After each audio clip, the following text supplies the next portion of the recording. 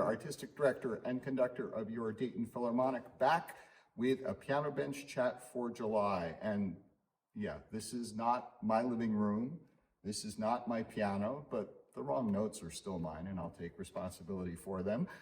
I hope you've been having a great summer and a wonderful June, and now that we're into July, I am not home right now. I am in the middle, almost the exact middle, of a 2-week stint here in Hancock, Maine at the Pierre Monteux School, which is the school where I did my conducting training, and I'm here as a guest teacher to help the school's music director, Michael Jinbo, a dear friend of mine, and also a fellow student of my teacher, Charles Brook, help him with his training of students and orchestral musicians here at the school 6 weeks every summer.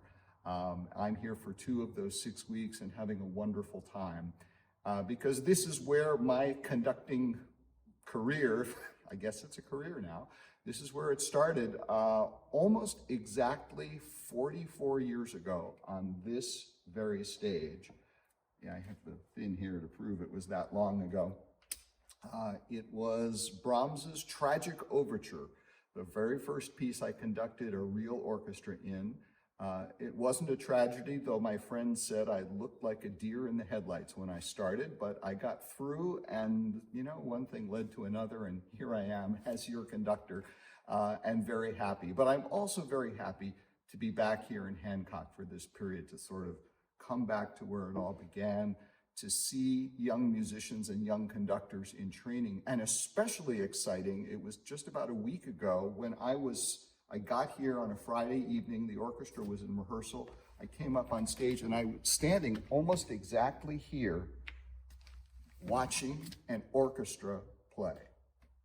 Packed in, close, the excitement and vibrancy of intimate music making again for the first time in a year and a half. And that's what we have to look forward to at your Dayton Performing Arts Alliance as we get ready for the new season. I'll talk about that a little bit later, but I wanted to talk a little bit about that Haydn Minuet that I played. I'm still continuing my COVID era routine of every morning at the piano with Bach chorales. I Xeroxed them and brought them with me, Bach chorales and some keyboard music of Bach, and continuing to work my way through the Haydn symphonies. That's the Minuet and Trio from a Haydn Symphony, number 47. It's actually a symphony movement that I played just a couple of days before I left Dayton to come here to Maine, but it was so interesting, I brought it with me to talk to you about. Because what I played you is really half of a minuet. It's just half of a minuet. He only wrote half of it. He wrote half of the first part, half of the minuet, and half of the trio. And what I played you is like asking a question and not answering it, and then asking a question and not answering it. It's basically half of the minuet is missing and half of the trio is missing. So what the heck is going on? I mean, was Haydn playing some kind of a joke? Well, he wasn't actually. Well, he was actually. The trick is here in the title where it says Minuet al Roverso, which means minuet in reverse. So what you're supposed to do is you play the first half of the minuet from beginning to end.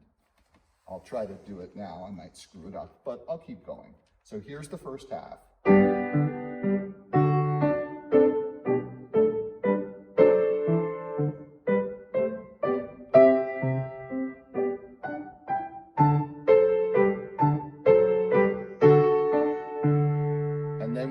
To the end of the first half, you go al roverso. You play the exact same thing, reading the same music, but you read it backwards. Wish me luck.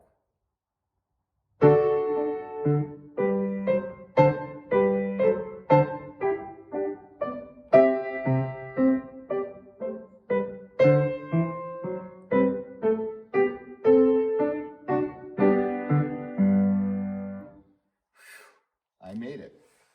So it was a trick on Haydn's part, on his musicians, to force them to think forwards and then think backwards. Nowadays, when you play this symphony, they usually publish the music with the original as it was forward, and then you read it backwards. And they also write it out, so people who, you don't have to work quite so hard. But I brought this with me to play for you on this piano bench chat because it really seemed fitting. Here I am going back to where I started at the Monteux School.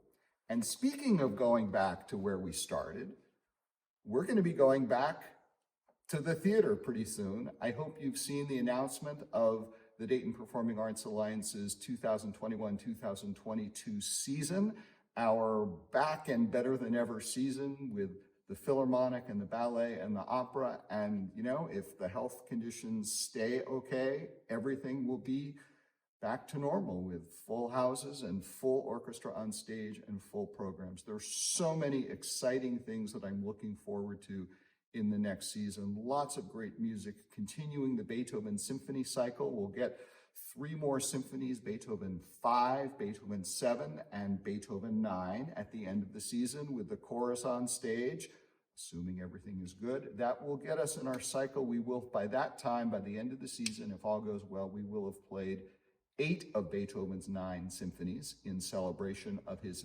250th birthday.